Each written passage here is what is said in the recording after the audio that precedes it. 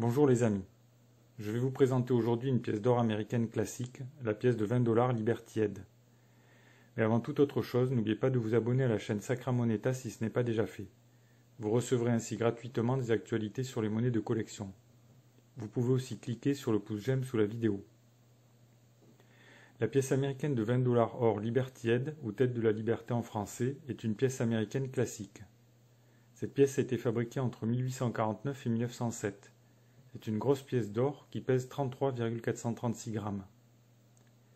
La pièce a un diamètre de 34 mm et une épaisseur de 2,41 mm. Ces pièces sont composées d'or pur à 900 millième et de cuivre à 100 millième. Les pièces contiennent donc 30,092 grammes d'or pur, ce qui correspond à pratiquement une once troy d'or pur.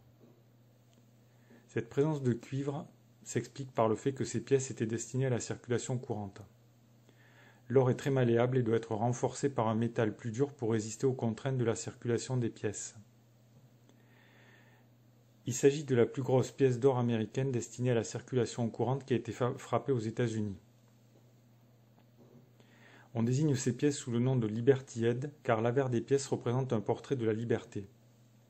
On les appelle également les coronettes en raison de la couronne que porte la liberté.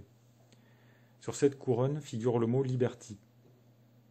Ces pièces portent également le nom de double eagle.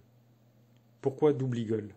C'est parce que jusqu'en 1849, les pièces d'or américaines les plus grosses étaient des pièces de 10 $ or, soit moitié moins que les nouvelles pièces de 20 $. On appelait ces pièces les American Eagle en raison de la présence au revers des pièces de l'emblème des États-Unis.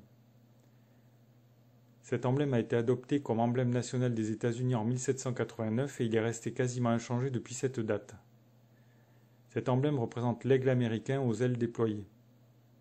Dans ses serres se trouve à droite une branche d'olivier et à gauche un faisceau de 13 flèches.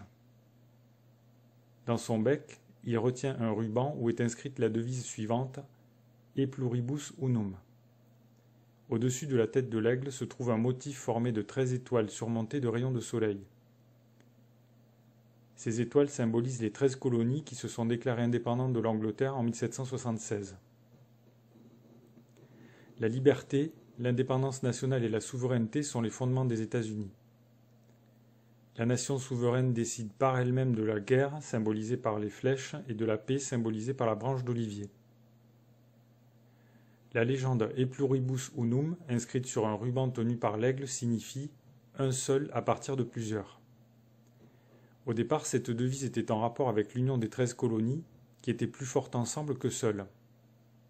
Le sens de cette devise était plutôt « l'union fait la force ».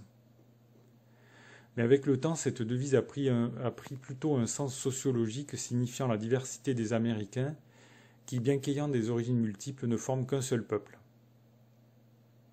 À cela se surimpose une dimension religieuse exprimée par la phrase « In God we trust » qui figure au-dessus de l'aigle. Les premières pièces de 20 $ Liberté ont été frappées sans la phrase In God We Trust entre 1849 et 1866. Cette devise n'apparaît que sur les pièces frappées entre 1866 et 1907. Les pièces de 20 $ or ont été créées après la ruée vers l'or de Californie en 1848. L'important afflux d'or consécutif a conduit le gouvernement des États-Unis à créer de nouvelles pièces d'or plus grosses d'une valeur faciale de 20 $. Le premier essai de pièces a été créé en 1849 et les premières pièces ont été mises en circulation à partir de 1850. Ces pièces ont été dessinées par le graveur en chef de la monnaie des États-Unis, James Barton Longacre, dont on peut voir les initiales JBL à la base du buste de la liberté.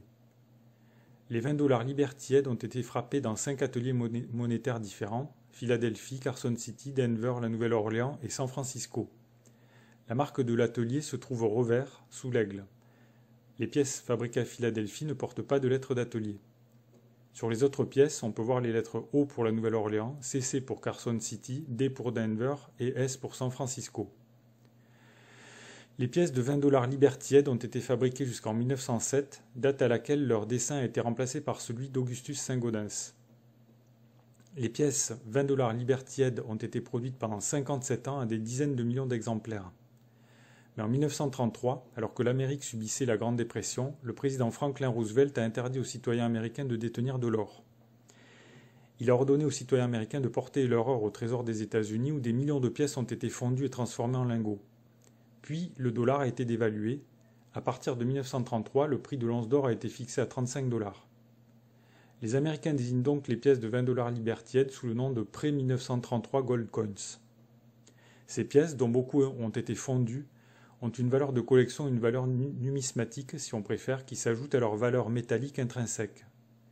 Il s'agit à la fois de pièces d'or d'investissement et de pièces d'or de collection. Ces pièces ont longtemps fait l'objet d'une cotation quotidienne officielle à la Bourse de Paris jusqu'en 2004. Depuis cette date, ces pièces se vendent de gré à gré. Les pièces de 20 $ Liberty Head méritent de figurer dans une collection de monnaies d'or. Leur valeur suit l'évolution du cours de l'or et se double d'une intéressante valeur numismatique ou patrimoniale. Ces pièces qui valent initialement 20 $ se négocient aujourd'hui pour au moins 1800 à 2000 $, soit 100 fois plus que leur valeur faciale initiale. Pour en savoir plus et pour acheter des pièces, cliquez sur les liens sous la vidéo.